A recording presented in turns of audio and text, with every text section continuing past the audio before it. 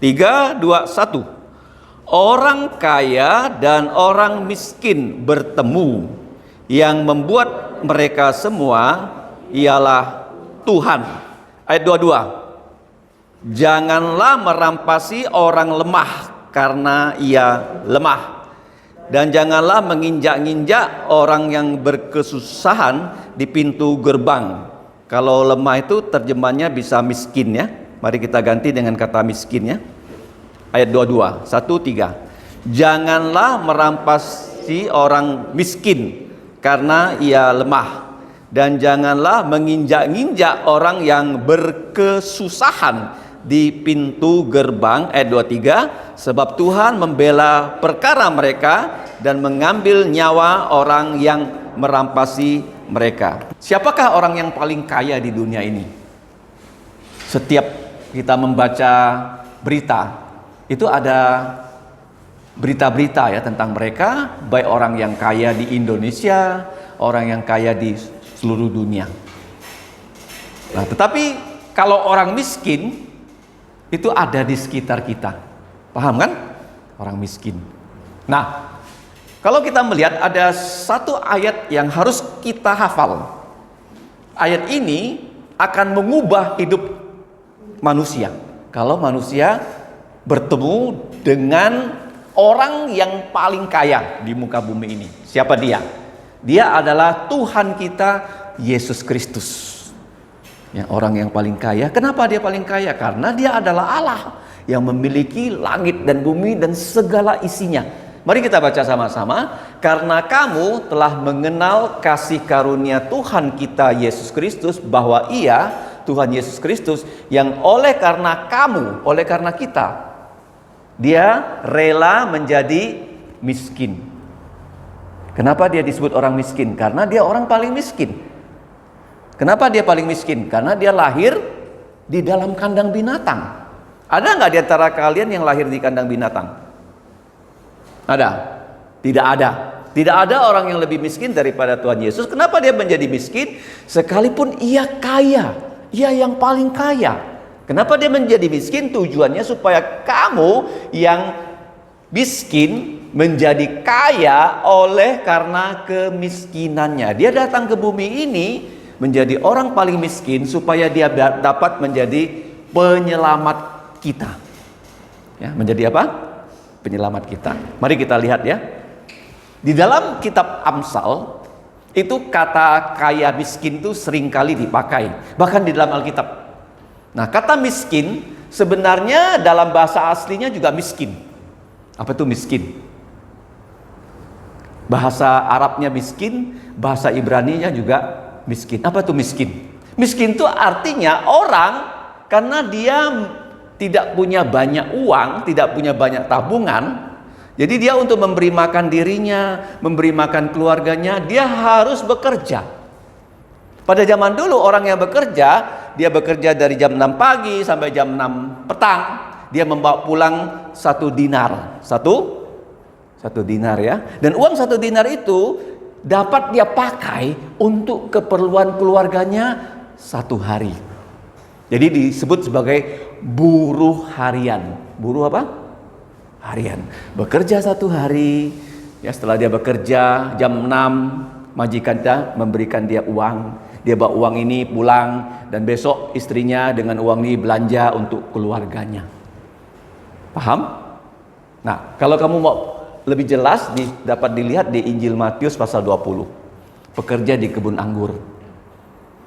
Yang sepakat dengan pemilik kebun anggur bekerja dari jam 6 sampai jam 6. Kemudian ada yang masuk jam 9, jam 12, jam 3, jam 5. Semua dibayar berapa? Satu dinar. Matius pasal berapa?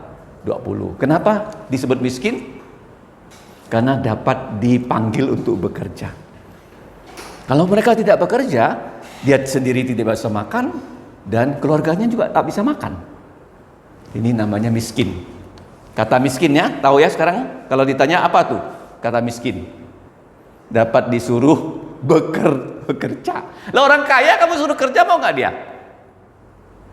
Nah, ini geleng-geleng ya kan? Apa tuh miskin? Bisa disuruh bekerja. Oke, kata miskin ya, di dalam bahasa Alkitab dalam Mazmur 10 ayat 8 itu dari kata, kalau kita baca itu kelakah, seperti kata celaka gitu, kelakah. Ya, jadi kalau kita belajar bahasa asli itu sangat menarik ya. Kemudian ani itu artinya tertekan. Amsal 14 ayat 21. Nah, kata miskin juga diterjemahkan dari bahasa Ibrani aneh. Apa tuh aneh? Dia itu kepalanya tertunduk, humble. Daniel 4 ayat 27. Dal, orang miskin itu orang yang lemah. Tadi kan Amsal 22 ayat 22. Dia lemah, dia tak berdaya. Dia tidak bisa menolong orang yang lapar karena dia sendiri lapar. Ya, dia lemah. Amsal 10 ayat 15. Dalah dia yang berkekurangan, Yeremia 52:15. Kemudian yang paling banyak itu kata miskin dalam kitab Amsal ya, itu rush, menjadi miskin. Nah, ayat ini dari pasal 10, 13, 14, 17, 18, 19, pasal 22, pasal 28, pasal yang ke-29. Nah, dalam perjanjian baru ternyata kata miskin ini pertama dipakai oleh Yesus.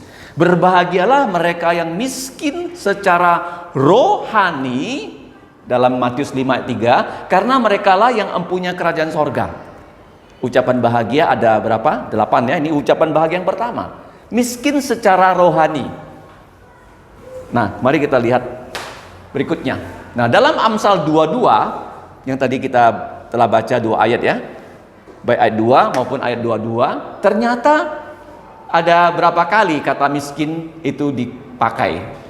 Ayat 2, ayat 7, ayat 9, ayat 16, ayat 22.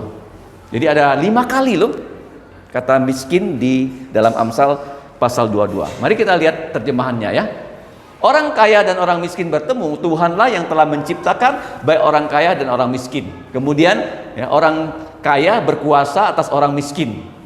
Kemudian dikatakan siapa yang membuka matanya akan diberkati. Kenapa? Karena dia membuka mata, dia melihat ada orang yang miskin, dia memberikan roti kepada orang yang miskin. Tetapi siapa yang menindas orang miskin untuk menambah kekayaannya, contohnya dia mempekerjakan orang, tetapi orang yang dipekerjakan dibayar dengan upah yang rendah.